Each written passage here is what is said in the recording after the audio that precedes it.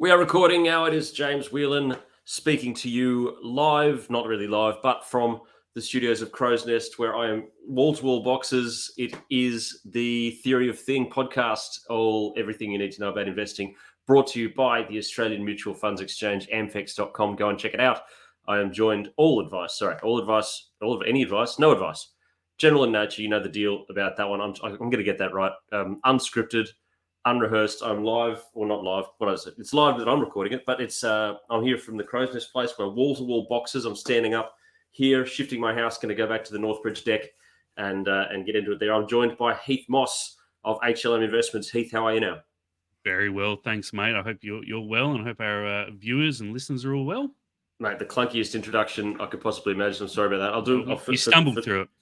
Yeah, mate, we get there. It's like, as you can see, it's all boxes here. Boxes everywhere. There's boxes everywhere, boxes behind me, and this is where we go. So today's the day, packing it all up, getting it done. Good thing the market has been fine and steady and irregular. I've been giving it, this is sort of the new strategy of not being in there, tapping away, freaking out about everything every day. People are in things.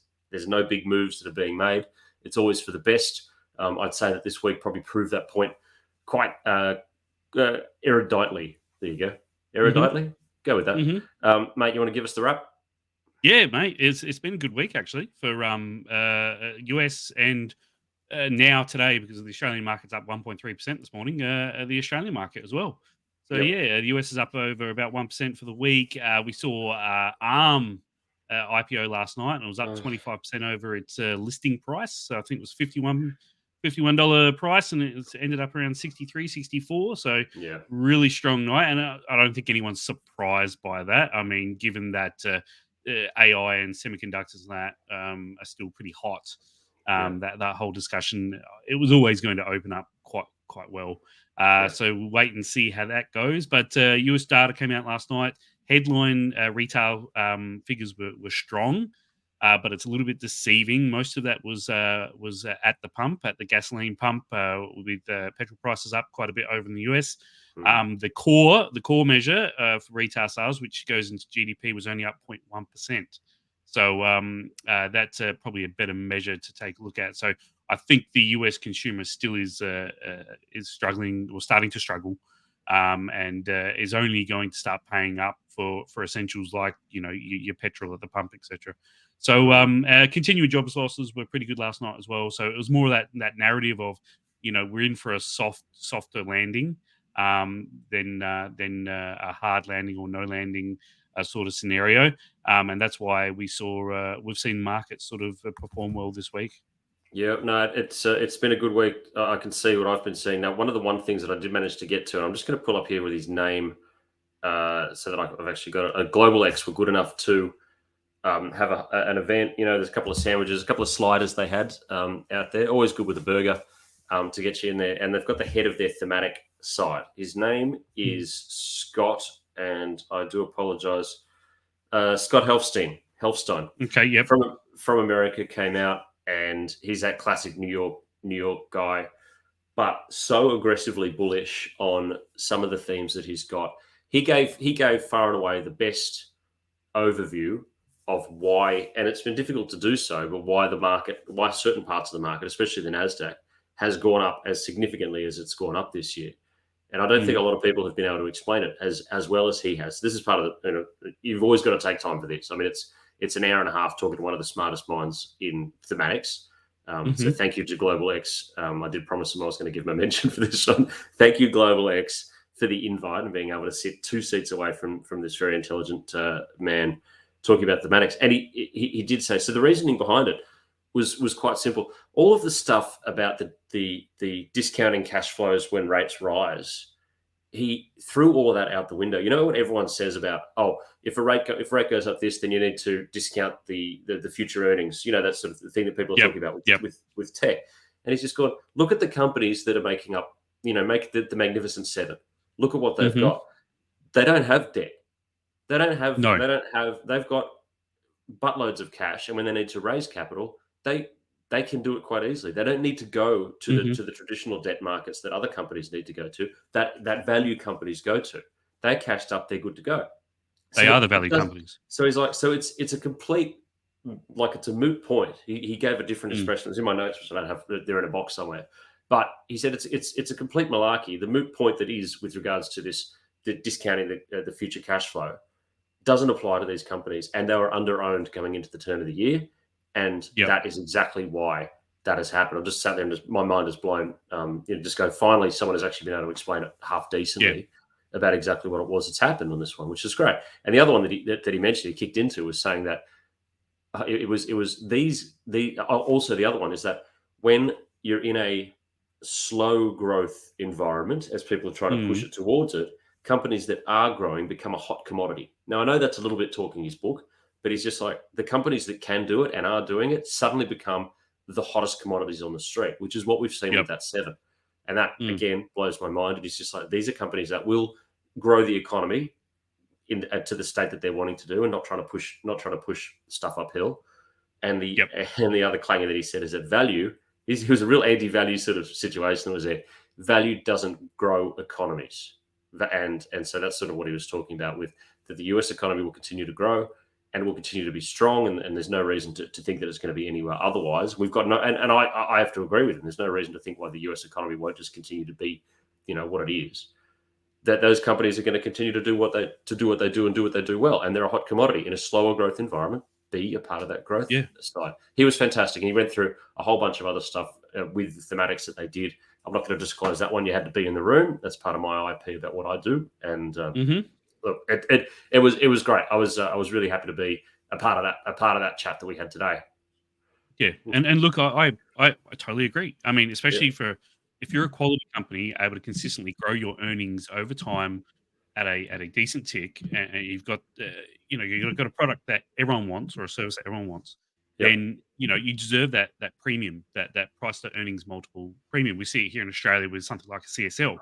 CSL's forever traded at very high premiums, but every year they continue to knock it out of the park with earnings. If we move COVID and all that sort of gear. So I agree. But I mean, to me though, it still doesn't mean that they're not expensive, which I think, you look at your Apples, your Microsoft, etc., they're not expensive. So you still got to choose your entry points. And I know I've been banging on about, the market overall is expensive and expect a pullback. But I'm not expecting anything major, a 10 to 20% pullback on the back of, a confirming of a coming recession would be, great. Would be fantastic, and a great opportunity to jump into these companies, especially something, I think something like Apple now is starting to look really expensive, given the headwinds that are coming through in China and their China growth story, with potentially China not banning, but slowly banning their phones over there.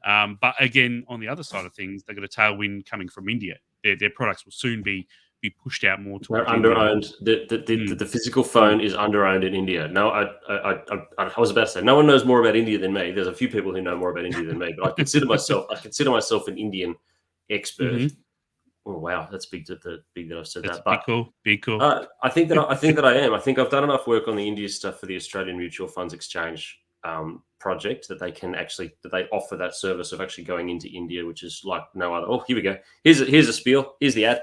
That they offer that service of going into the Indian market that not a lot of other places have access to do so. So I've done all the work on going into the Indian market, and I think it's 7% of mobile phone usage is Apple, and it's got to be bigger than that, because just naturally it's going to be. So 50% in China. So it's mate, the Indian market is going to be saving all of our bacons, and maybe our bacon does need to be saved. But for anything that happens, this is what the China Plus One policy exists for, not only for manufacture, but also for where you're actually selling stuff into. India is right there. India is friendly. India's not, they don't want to piss anyone off. They're going to play ball, right? So going long India is continue to be the good strategy that's on, which is why you need to use the Australian Mutual Funds Exchange. Thanks very much. So the other thing was, it's gone. Sorry, I've lost it. Oh no, there was something else that's gone. No, anyway, sorry. You keep on talking. Do you want to chat a little bit of Tesla? Yeah, go on, talk about Tesla. Oh Tesla, yeah. You are mad for Tesla. This is all on the back no. of No. I'm not. You I'm are not mad deep for Tesla. Okay. I'll preface this with saying I don't have any direct exposure to Tesla, neither do my clients. We've got some Mm. ETFs that hold it, but I'm coming Oh, at this mate. totally neutral. And I read the Morgan Stanley Look research at you, report arms on. length your way away from this sort of thing. Come on, man. I read that Morgan Stanley research report on Tesla at the start of the week, and Mm. the computing power now that Tesla is acquiring through their own R&D and their own manufacturing, well, not manufacturing but development, is mind-boggling.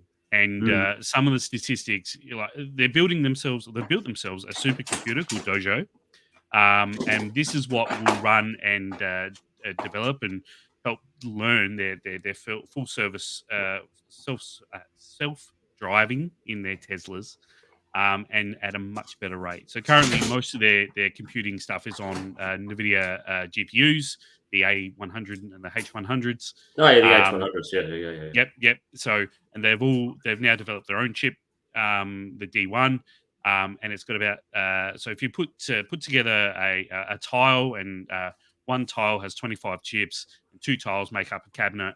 And you look at that compared to NVIDIA GPUs, their one tile is equal to about six GPU boxes, Yep. and each box contains eight GPUs. So Yep. I got it. at the moment, it's looking like a tile, which is equivalent to six boxes. One of these six times more powerful, has six more times computing power than what NVIDIA can provide to the market. So that's phenomenal. What used to take them a month to learn and to label this visual video data now takes less than a week because of this stuff. And at the moment, they've got about 4.5 exaflops, which is what is used to which is used to describe There's computing no way I'm not power. laughing when you say that. Go Yep, on. Yeah. Okay. exaflops, 4.5. They're getting to 100 by the end of next year. That will take them to the fourth most powerful supercomputer in the world. And basically, what this does is speeds up their FSD to market, the Mm. driving to market. And then that obviously has other implications in terms of third party access. If you're a Ford or a General Motors and you don't have at the moment, I don't think they've got anything self-driving in the works or that we know of, or they've come to market with. Why would they spend better part of a decade doing that when they could third-party license it from someone like Tesla Yep. moving forward? Yes. These things are also take up less shelf space. So one exaflop of these things is about 50% of the size of the equivalent from NVIDIA. The power consumption is third as much, about 15 kilowatt hours per tile versus 39 hours per box on the NVIDIA side of things. So you can see that there, and also to construct this 100 exaflop supercomputer would cost about $8 billion if they did it via the NVIDIA chips. Via their own chips, it's going to cost them about 1.5 billion. So a Mm. huge capex savings there for them as well. So you've got capex savings, you've got opex savings moving forward with power, because obviously power costs are what are the main incumbent on these data centers and supercomputers, etc. And then you have third party applications moving forward in a few years. On selling their data and their services and the computing power they have to other companies and in industries. I mean, you think you're a logistical company. Why wouldn't you want to get a hold of this video data all ready for you to go? It's already learnt. It's labeled. It's it's Yep. it's phenomenal. You if you can get a hold I of know. this All report, right. All right. Wrap it up. Wrap it up. read Yeah. it. Yeah. Yeah. And I'm Get a just hold of. saying, I'm not saying go out and rush out and buy Tesla. I'm just saying I can understand how you can make an extreme bull case for them here. I mean, I Yeah. think Morgan Stanley chucked a $400 price tag on them. They're about $2. Sorry, $270 Yep. at the moment. That's up 10% from when the report came out. We've got the chart on the screen now. Yep. But to me, it Chart was looks good. quite phenomenal, and it was a game changer. And this is new information because we knew they were developing AI chips and a supercomputer. We didn't know the capabilities or how good they were going to be. Just like when NVIDIA last year released their AI chips, we had no idea what they were like. Yeah. So this is new information to the market. That That is true. Annoyingly, I mean, here's the thing: is that as much as I despise Kathy Wood and the nonsense that she does, it's part of the case that ARC was building for her. And a lot of people, a lot of the Kool-Aid drinkers, I'm going to call them, who are just mad on just blindly buying Tesla at 8,000 times forward PE. Not that it matters, but there's a point at which this is money. It's actually relates to what Scott was talking about from GlobalX the other day. He was like, there's a point at which, and this sort of goes to your valuation thing as well. There's a point at which the valuation on your growth companies does become stupid, and I mean like really stupid. When Tesla was predicted, well, theoretically the valuations that they had on Tesla, that Kathy Wood was banging the drum about, with the nonsense that she had $3,000 per stock or something. But it was assuming that Tesla would have 50% of the cars on the road. Like that's what had to happen to justify that. And it's like, ridiculous. Okay, that's insane.